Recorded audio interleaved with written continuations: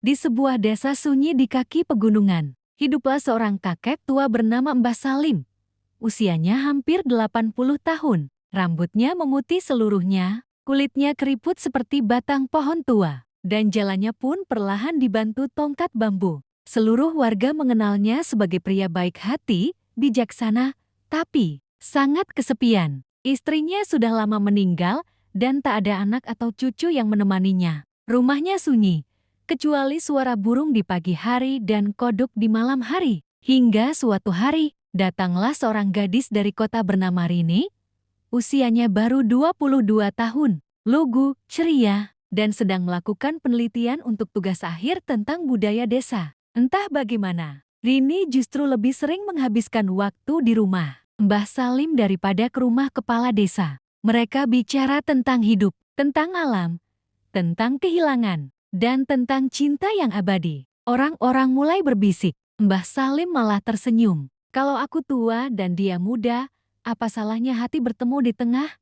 Ujarnya. Dan benar saja, dalam sebuah keputusan yang mengejutkan seluruh desa, Rini memutuskan untuk menikahi Mbah Salim.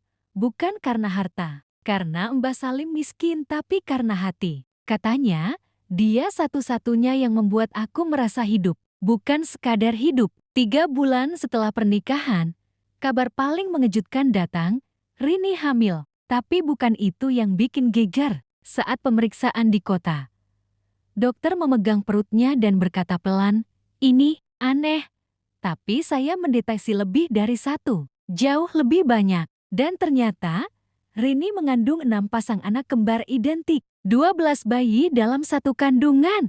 Dunia medis pun dibuat terheran-heran. Mereka menyebutnya anomali genetik luar biasa. Rini sehat, bayi-bayinya kuat, dan Mbah Salim, dia syok, tapi bahagia luar biasa. Kalau Tuhan ingin membayar kesepianku selama 60 tahun, dia bayar kontan, katanya sambil tertawa. 9 bulan kemudian, lahirlah 12 bayi kembar. 6 laki-laki dan 6 perempuan, semua sehat, semua lucu, dan semua mirip Mbah Salim. Bahkan dengan kerutan alis khasnya, desa yang dulu sepi jadi ramai. Rumah Mbah Salim yang dulu sunyi kini dipenuhi suara tangisan, tawa, dan celoteh anak-anak. Banyak orang datang untuk melihat keluarga ajaib dari Gunung Sari. Bahkan media nasional pun meliput mereka. Kini, setiap pagi, Mbah Salim duduk di beranda, memangku 2 anak sekaligus. Sementara 10 lainnya berlarian di sekitar.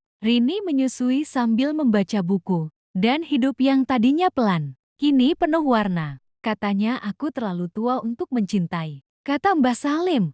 Tapi ternyata, cinta tidak butuh usia, hanya butuh hati yang belum lelah percaya. Dan begitulah, seorang kakek tua yang hampir dilupakan waktu, justru menulis kisah paling indah di ujung usianya bersama seorang gadis, dan 12 buah hati.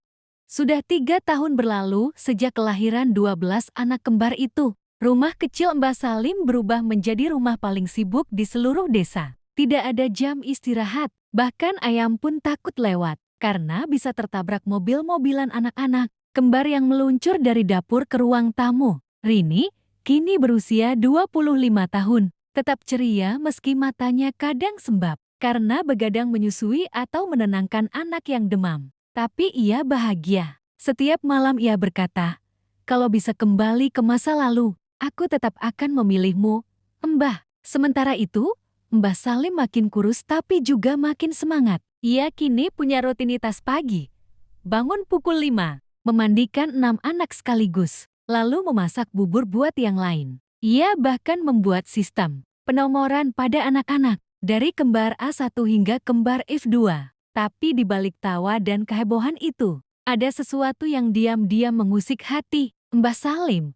Sebuah ramalan kuno yang pernah ia dengar waktu muda, dari seorang dukun tua di pasar malam. Jika seorang tua menikahi darah muda dan lahir 12 dalam 1 detak, maka ke-13 akan membuka gerbang takdir langit. Awalnya Mbah Salim menganggap ramalan itu hanya dongeng. Tapi suatu malam, kembar C1, seorang bocah laki-laki yang sangat pendiam, mulai menggambar sesuatu yang aneh di dinding.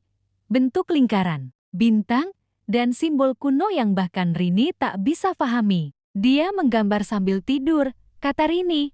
Matanya tertutup, tapi tangannya terus bergerak. Mbah Salim hanya diam. Di dalam hati, ia mulai merasa ada sesuatu yang lebih besar dari sekadar kelahiran ajaib ini, apalagi setelah melihat C1, menggambar sesuatu yang persis seperti simbol yang dulu pernah ia lihat di belakang kitab tua milik ayahnya. Dan lebih mengejutkan lagi, 3 hari kemudian, Rini menunjukkan hasil USG yang membuat Mbah Salim nyaris jatuh dari kursi bambunya. Yang ke-13, Mbah, aku hamil lagi. Desa pun kembali gempar. Kali ini bukan karena jumlah bayinya, tapi karena yang ke-13 itu sesuai ramalan. Malamnya, badai besar menyelimuti desa. Langit bergemuruh, dan semua anak kembar menangis bersamaan. Kembar A1 bahkan berteriak dalam bahasa yang tak dikenali siapapun. Dan di saat itu, sebuah cahaya muncul dari langit jatuh perlahan ke halaman rumah Mbah Salim, membentuk sosok siluet bercahaya.